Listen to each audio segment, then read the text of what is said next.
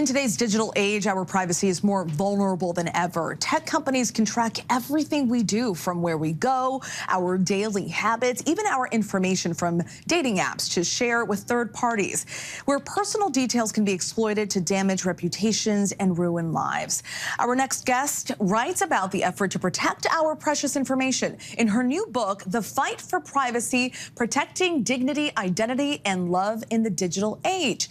Danielle Citron, professor and legal scholar at the University of Virginia, thank you so much for joining us. Really appreciate it.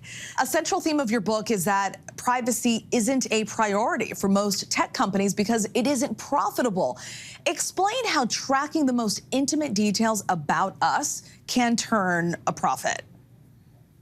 So what we search, the apps that we use and share, the details of our, most minute details of our intimate lives, like who we're dating, what is our sexual orientation, what are some of the health conditions we have. When we search, when we use apps, when we text other individuals, right? All of that information is going to be collected, used, and shared and sold to who? To advertisers and marketers, and then in turn to data brokers. Now, data brokers might say, like, you ever heard of them? There are 4,000 companies whose business is for over 98% of Americans. They have 10,000 data points on each and every one of us. That includes, have we ever been a rape survivor? Have we terminated a pregnancy? What are our health conditions? They rank and rate and score us on a sort of a host of issues, including, our sexual activities. Are we a sex toy user? How often do we spend on porn sites? And you might think, like, what is all that information going to be used for? Data brokers sell it to employers, third-party hiring services, life insurance companies, and some of its biggest clients are law enforcement. So that's fascinating how you just broke that down. There's so much information out there. For the many people that are on dating apps, their personal information is stored and shared with third parties, but there's many holes in the law where this storage of information is legal.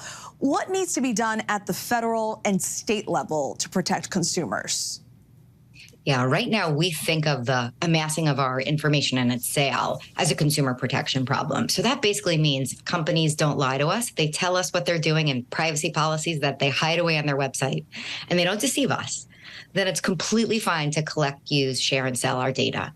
So we need to change the way we think about intimate privacy. We need to think about it as a civil and a human right.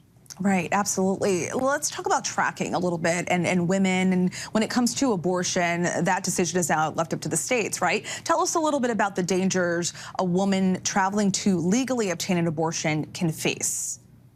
Right. So you live in a state where it's criminalized to get an abortion, let's say at the time where you are in your pregnancy. And in some states, that's just from the beginning of your pregnancy. And you travel to a state where it's not a crime and you can get an abortion.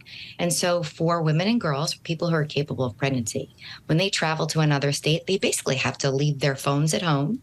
They have to not use their computers. And most people aren't, that savvy, nor should, frankly, we have to be. I want us to use our phones. I want us to use all these tools, right?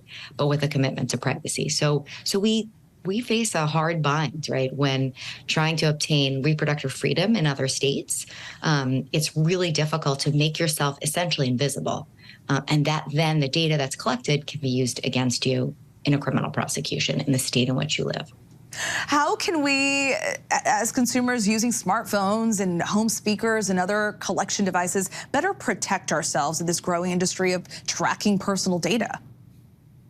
Right. I wish there was like a silver bullet. I have tips at the end of my book about what individuals can do, right? As partners, as, parents, as educators. But it's really hard to come up with tips that really solve all these problems. And unless you want to chuck your phone and get rid of all devices, it's really difficult to, in some sense, help yourself, to protect yourself. And so that's why I think we need a systemic solution, right? One that helps us bring the argument to federal lawmakers and state lawmakers and to companies. That's great advice. And you're right. It is so difficult because you can look at one app and ask the app not to track you. But what about all the other ones? There's dozens on your phone. So it's so difficult to protect yourself. I'm going to look out for those tips at the end of your book, Danielle. Something's better than nothing, right? Yes. Absolutely. No, seriously, I say throw every tomato against the wall.